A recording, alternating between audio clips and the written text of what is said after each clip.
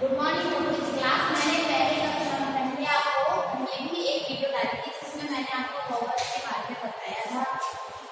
Family of A T N A G A P और A D, यानी sound of A में हमने इसको मिलाया टी को, तो ये क्या बन गया एट।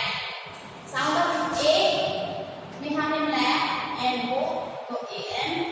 ए में जी को ए जी, ए में डी को मिलाया तो ए पी और ए में डी को मिलाया तो ए डी।